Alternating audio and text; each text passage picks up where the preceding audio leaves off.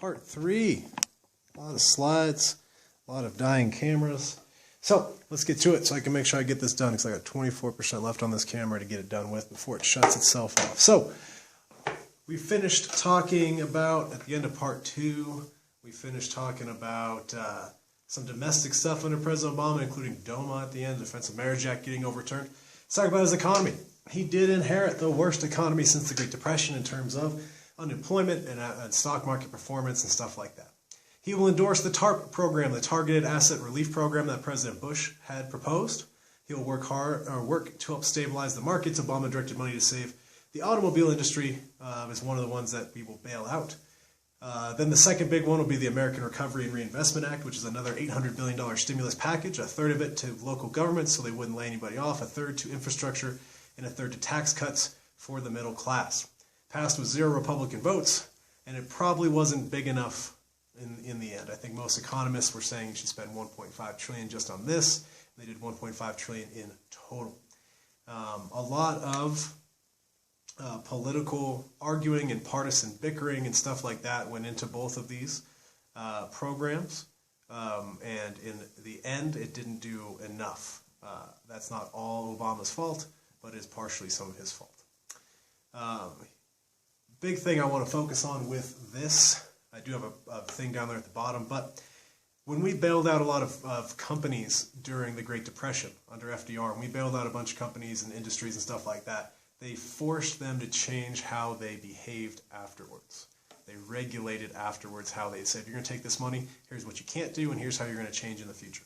We did not do very much of that during this financial crisis in 2008. We certainly didn't do enough, in my opinion, to fix long-term issues going forward, like income inequality, instability in the market and the economy. As we can see right now, the economy wasn't particularly stable, even though the stock market was doing well. So that would be my big quibble, is that I think we probably needed to bail out a bunch of these industries, because if they went down, then we could have a complete meltdown of our economy, but we didn't do enough on the back end to fix long-term issues with our market system. So, next big thing he'll do is he'll extend the Bush tax cuts. Okay, a lot of people have rewritten history to say that he didn't.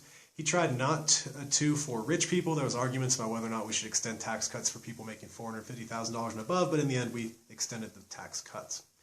The economy will improve under Obama in broad strokes.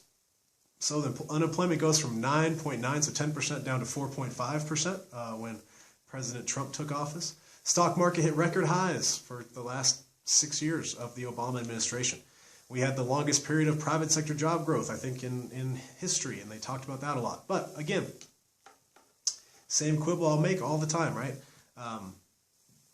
Republicans said they did an awful job, right? And then they celebrate how Trump's done, even though they both basically, I mean, everything flows together, right? So during this, there was arguments about whether or not he had done enough, right? Unemployment goes down, stock market goes up, but is that really helping regular people, right? Which is the perfect question to ask. But then when the parties flip in terms of who's in charge, that question goes away from the Republicans and now it comes back from Democrats. Just wish we had enough politicians who cared all the time whether or not stock market gains or unemployment changes or periods of job growth actually are distributing wealth to us regular people, right? One big thing we'll see coming out of this recession is that jobs come with worse benefits or less benefits, less 401k matching. Obviously, we don't have pensions for most people anymore. So there might have been a lot of job growth, but what kind of jobs are there? Are they good jobs? Are they well-paying jobs? Do they give you enough benefits so you can raise a family on those jobs, or what, right? So a lot more part-time job growth and second job growth, like so you work your regular job and go to one on the weekend. We got a lot of that during the Obama era. We have a lot of that now, what we call the gig economy, right? People renting out their apartments, they're doing Airbnb when they are out of town to try to make a little money, or people driving Ubers or Lyfts in big cities as a side job. We have a lot of that going on during the Bush, Obama, and now Trump years. And I would argue that that kind of sucks, that so many people have to have side hustles to survive. Anyways, like I said before, Obama didn't regulate like he was expected to or he promised to. He put the same people in charge of the Fed, of the Federal Reserve that makes our banking policy, the same people, he kept them in charge who had been in charge of major banks that caused the crisis. He kept around the same people from the Bush administration who had done a bad job dealing with this crisis. He keeps them all around. Supposedly the Dodd-Frank law was supposed to pass a whole bunch of rules that were going to fix this, and a lot of those rules never were written or ever implemented. There was just not enough fixing on the back end. What I'll say for Obama is that a lot of people that elected him, a lot of Americans thought that we were going to get another FDR, and instead I would say we got more close to another Clinton. Not with the baggage and not with the credible accusations of sexual assault like Bill did or anything like that. I just mean politically, another sort of Clinton. Anyways, he will increase the debt between 68 and 78% during his presidency. Of course, that was less than President Bush did. Although when you look at both of their popular histories, I suppose, more people would say that Bush was conservative, fiscally conservative or whatever, but he's going to grow the debt a lot more than Obama did. All right, so true or false, President Obama chose the same people to lead the Federal Reserve and cabinet positions over the economy who had overseen big banks or other financial institutions that helped lead to the Great Recession. Is that true or is that false? Okay, a couple of new charts for you from Mother Jones, both of these, but they come from a few good sources on this. If you want to learn more about income inequality, this guy right here, Thomas Piketty and Emmanuel Saez, are great. There's another guy by the name of Zuckman, Gabriel Zuckman, who's really good too. So anyways, this chart right here, the share of total U.S. income, right here, right? We've got the bottom 90% right here, which is us, we're the red line, us regular people. And then we got the top 10%, this orange line. So by 2015, the top 10% controlled more of the total U.S. income than everybody else combined. Right, the top 10%. So look at this chart here. I like to say that all the presidents of my lifetime have mostly been crap. Well, we get into the Reagan administration and 65% of all of the income in the entire country is controlled by us regular people, the bottom 90%. And from that point period, because that's where this chart starts, I'd argue it started a little bit sooner too, you can see us regular people are seeing our wealth go down in real time as we see the wealth of the richest go up in real time. Here's another one. All right, starting back from 1980. Real average income by percentile. This is the top 1%. This line right there, sorry, not the top 1%. The top 0.01%. Okay? The top 0.0, the super rich, right? The Bezoses, the Facebook, what's his name? What the Facebook guy's name? I can't think of it right now. And the Bill Gateses, that's their money. You see, starting in 1980, they were worth somewhere around $2 million in 2015, the top 0.1%. And now, bazinga, right? Up between 6 and $7 million. You see how much of their income growth has gone up? 322%. How about the rest of us? 0.3%. So economically, I haven't seen much difference between any Democrats or any Republicans, no matter what their names are, no matter what the news says, no matter what MSNBC or Fox News might want you to believe. Here's their actual performance. Despite any party allegiance or anything they say on the campaign or anything you hear in the news or anything like that, both parties seem, to me, based on this evidence, to care a hell of a lot more for the rich than they care about us. To institute economic policies that benefit the rich compared to us.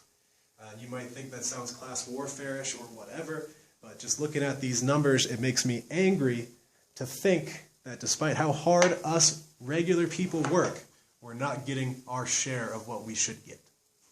That's not fair. That's not what's supposed to be here in America, right? So, 2012, President Obama goes up for re-election against Mitt Romney from, actually, he's now a senator in Utah. At this point, he was former Governor Romney, who had been the governor of Massachusetts, and a guy by the name of Paul Ryan as his running mate. After one shaky debate performance, Obama remembered how good he was at campaigning and turned on the jets, and it won't be a close election. Okay, Romney and Obama were actually very, very close on most of their policy positions. Biggest differences would be on health care, although that's only slight because Romney instituted basically the same thing as Obamacare. They called it Romney Care in Massachusetts.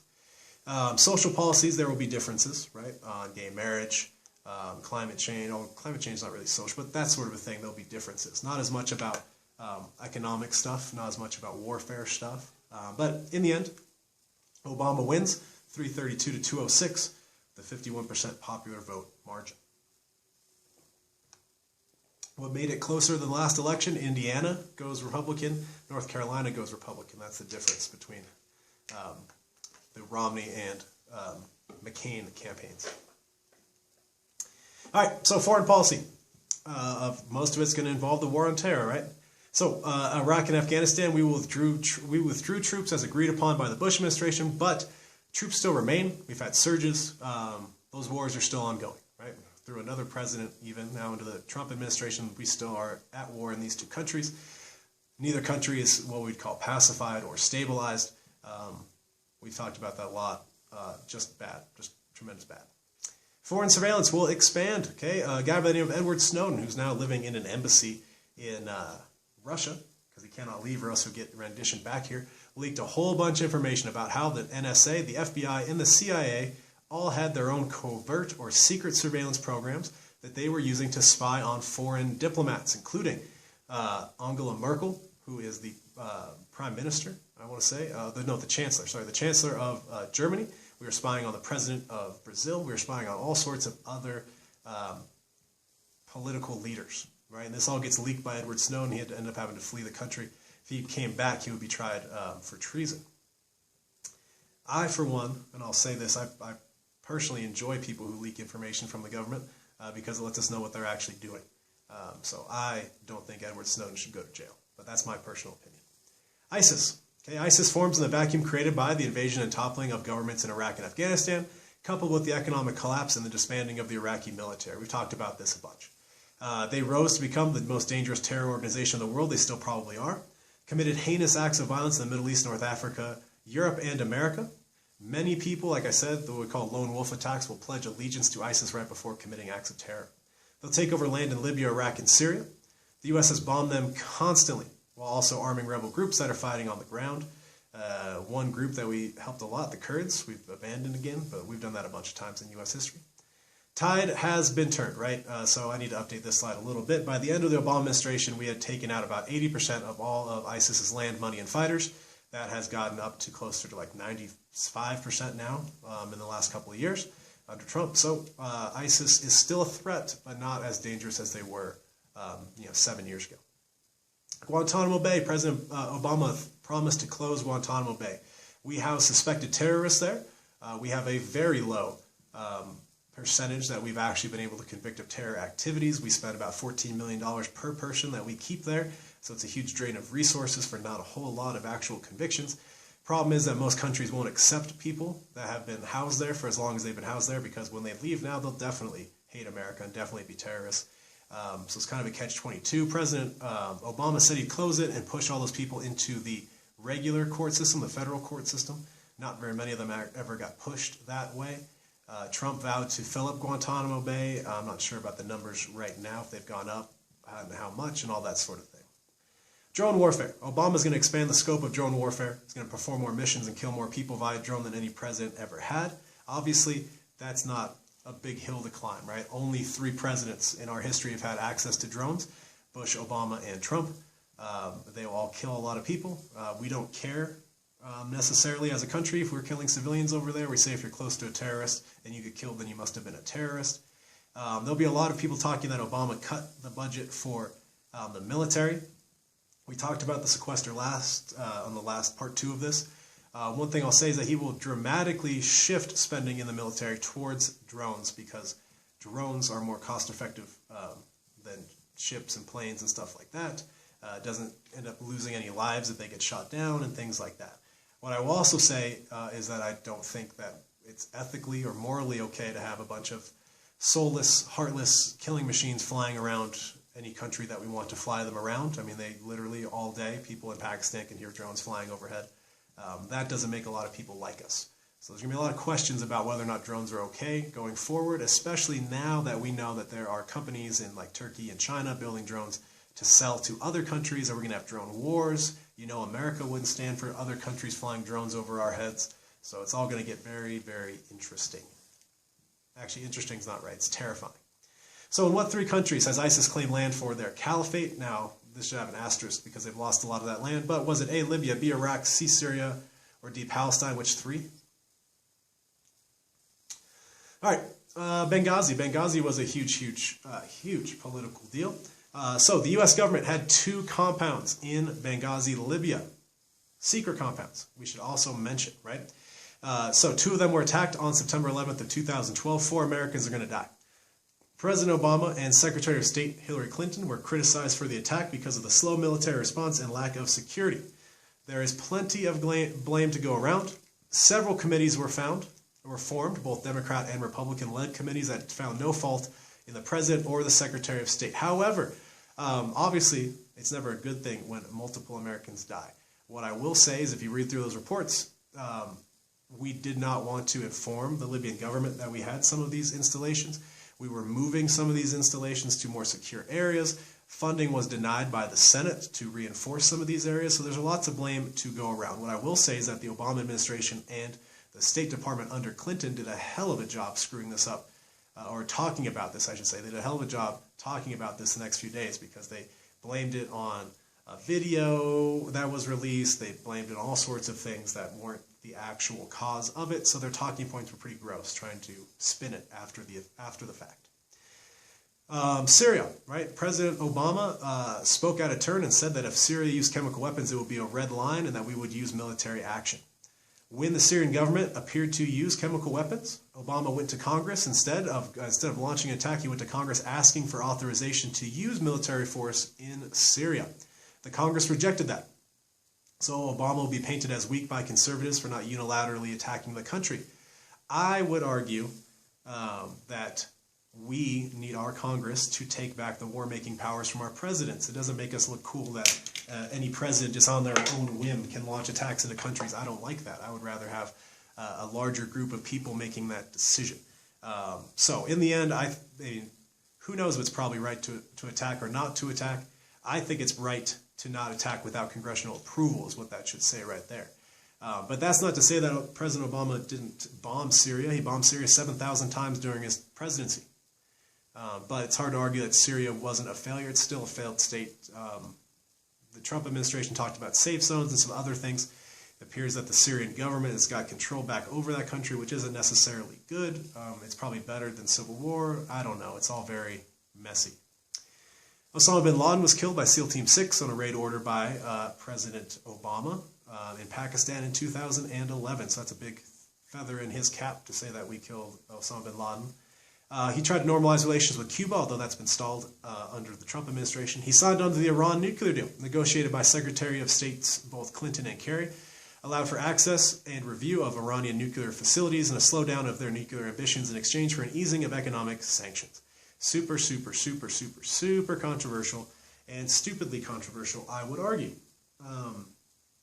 If you look through history and how we've treated Iran, they shouldn't particularly love us, but what Iran has done even better than us has allowed international, the IAEA, which is the International Atomic Energy Association, they've let their investigators into Iran more than most countries will let investigators in. They've never really found any proof that Iran's trying to develop nuclear weapons to shoot at people. Every country can develop nuclear energy if they so choose, and it's been gamed out that Iran has really been doing that. But both Democrats and Republicans have used Iran as the boogeyman and increased more sanctions and done all sorts of things against Iran because they strategically are against our interests in the Middle East, right? So we're going to use nuclear weapons as some big boogeyman for them. Now, this was not just an agreement between Obama and Iran. It was an agreement between America, Iran, France, Germany, England, and I believe Russia was involved as well. So a lot of countries were there making sure that things were being done the way they are supposed to be done. And even the Trump administration certified that Iran was complying with the treaty, but the Trump administration has withdrawn us from that treaty, and our relationship with Iran has gotten worse. The reason that I say that all of the controversy was pretty dumb was that we're supposed to be in the mode of making more friends, right? Turning enemies into friends, right? And that we could have done with Iran, but here's why I say it's dumb. Okay, so Democrats hailed this as a big important deal, and I would agree with those Democrats. I think it was good to sign this anytime that we can sign an agreement to make enemies be closer to our friends. It's a good thing, right? Now, conservatives were against it for a whole lot of reasons, but one of the big reasons was that a Democrat signed the deal, right? So, Republican administration comes in, they withdraw from the deal. But then what do? They basically offer North Korea the same deal, right? which I was in support of too. Cool, let's try to get North Korea to be our buds too, right? Because as we normalize relations, we'll probably push in some freedoms that those people don't have, and maybe their government will change in a more organic way, right? Because the guy leading that country sucks. What happens when the Trump administration basically offers them the same deal? Republicans say it's awesome, Democrats say it's awful. So there's politics getting in the way of America actually doing positive diplomacy with some other countries. That's why I say all the controversy was dumb. But a lot of that's my opinion too. I don't know. Actually, I do know. I want you to make up your own opinions on that. What I would like to point to you is the rampant and ridiculous hypocrisy in our political system. Anyways, on the left, there's the Obama administration watching the raid. On the right, there's sort of the schematics of the raid. I would recommend the movie Zero Dark 30 to see how this all worked out, but I would ignore the part at the beginning where they make it seem like torture helped out. That was completely made up. All right, so Obama's legacy here to end. He was our first African-American president, and that is a huge, huge deal in a country like America that had, from 1619 until 1865, so 250 years of slavery, right? Then after that, we had 100 years of segregation of two different societies, and only for the last 50 or so years have we tried to have an actually integrated society. So it's a big deal to elect a black man as president.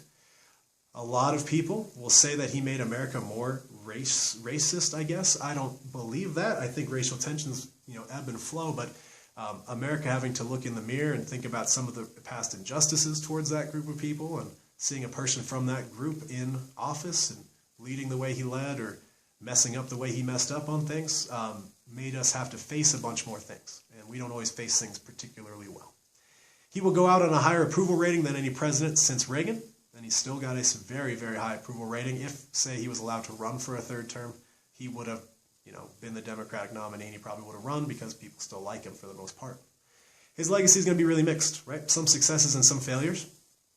The decisions of this Trump administration, the next administration, could erase large parts of his legacy.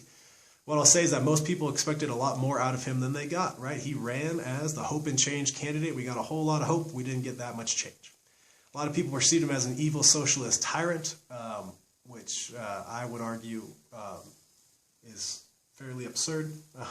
Didn't really socialize anything here, so it couldn't really be a socialist. Despite the public support and control over the legislature for his first 2 years, he had complete control. He had a supermajority in the Congress and the Senate. They could have passed any law that they wanted. He did not reverse big things that were perceived as mistakes by the Bush administration. He could have reversed all of his economic policies. He didn't. Could have reversed his drone warfare policies. He didn't. Could have reversed his surveillance policies. He didn't, right? Those all stayed. Like I said, he turned out to be much closer to a New Democrat like Clinton than a New Deal Democrat like FDR. He provided the hope, but not enough of the structural change. He had the chance and the power to dramatically restructure American economics and society, and he didn't do so. Was solid in a lot of respects, was unsolid in a lot of respects, was average or below average or slightly above average, but he definitely was not spectacular. He probably received more vitriolic hate than any president has in recent memory, with the birther controversy and stuff like that. A lot of that has to do with race, and race will always play a huge role in his legacy. These remembrances will play a huge role in his legacy. I know it's real popular for President Trump now to argue that he's been treated the worst of any president, which, I mean, we can just be real here. We've had multiple presidents get shot, right? So that's probably worse than being made fun of in the news or something. But there were all sorts of rallies throughout the country with people hanging stuffed monkeys from trees and stuff like that, aimed directly at President Obama. I mean, that was pretty gross. And this is a long time after the end of slavery, a long time after the end of segregation. But with all that said, President Obama is very young. He left office at 55, so now he's still in his 50s, so he's going to be active in politics for years to come. Was very active in this campaign cycle. A lot of reports saying that supporting Joe Biden and forcing people out of the race to try to make it easier for Biden to win. That sort of a thing. So he'll be around and active for years to come. Hasn't been as active as a lot of people, I think, expected him to be during this administration, the first one after his. But, he gets to make those decisions. He's a private citizen now. So, on the left, the Obamas on election night of 2008. And on the right, the Obamas being led out to Marine One by the Trumps. A couple of books I'd highly, highly recommend to you and to your parents if you want to understand contemporary American politics. What's the Matter with Kansas, which talks about how conservatives have screwed things up, and Listen Liberal, which talks about how liberals have screwed things up. I'd recommend both of them. And with that, that's the end of all of our lectures. I hope throughout all this that you have learned to question most of the stuff or everything that any politician or any of these big news agencies that are aligned ideologically with politicians. Hope you question all of that. Hope you question things that I've said. Hope you question things that your parents and friends say so you can make up your own mind and your own decisions. Throughout all of this, okay, I don't have particularly many presidents that I like. I don't particularly have political parties that I like a whole lot because I think both of them have done a lot of bad recently and in general throughout all of history. So I hope that through this class I've helped you become more of an independent thinker on history and on politics and on all that stuff and how those things intersect in your life. So, cool. 3 parts. Goodness, this was like an hour on President Bush and President Obama. Anyways,